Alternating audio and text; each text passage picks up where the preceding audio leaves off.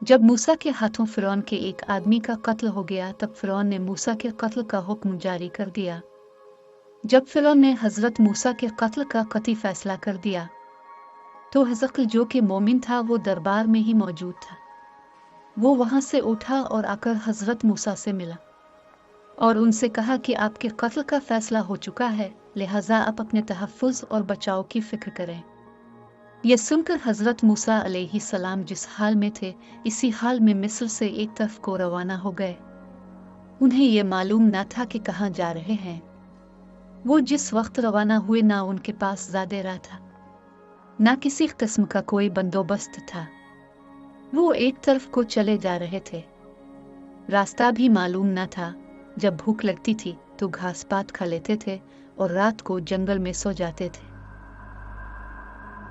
बिलाखिर एक दिन एक सवार नमूदार हुआ और उसने उन्हें मदीन के रास्ते पर लगा दिया। हजरत मूसा 7 दिनों के बाद वहां पहुंच गए। मूसा 7 दिन के बाद जब मदीन पहुंचे तो एक सायादार दरख्त के नीचे लेट गए। एक रवायत में है कि इस वक्त अब 3 दिन से भूखे थे। जरा सा आराम करने के बाद उठे और नमाज से फरागत हासिल की। अभी आप इसी जगह बैठे हुए थे कि इनकी नजर एक कोपर पड़े। इस कोवे पर जो कि आपके करीब था। वहां बेशुमार अफराद जमा हो गए और बहुत से मवेशी भी थे।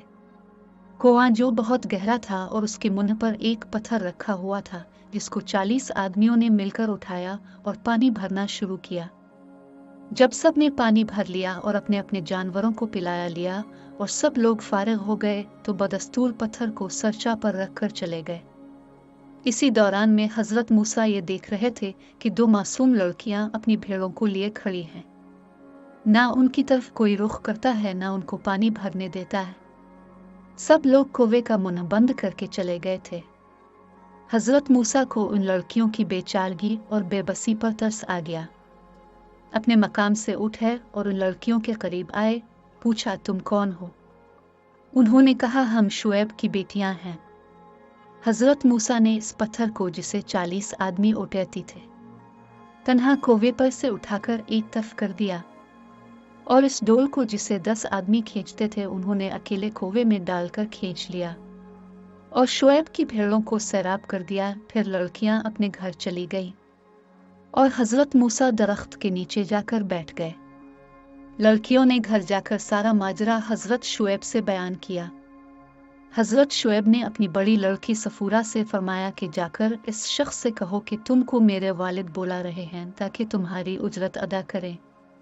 वो हजरत मूसा की खिदमत में पहुंची और उन्होंने शर्मिंदगी के साथ उनसे कहा कि आपको हमारे वालिद शुएब ने बुलाया है।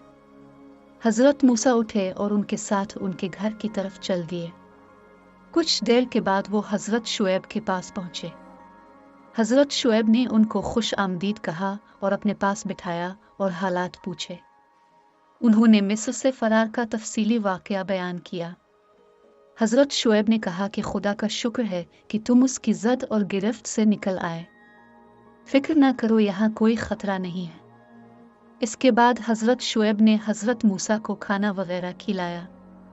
हजरत मूसा ने फरमाया कि अगर उजरत के तहत खाना खिला रहे हैं तो ये मुझे मंजूर नहीं, क्योंकि मैंने लड़कियों की खिदमत फी सबील अल्लाह की है। हजरत शुएब ने फरमाया कि खाना मेहमान नवाजी के तौर पर खिला रहा हो। बाद में हजरत शुएब की बेटी की शादी हजरत मूसा से हो गई।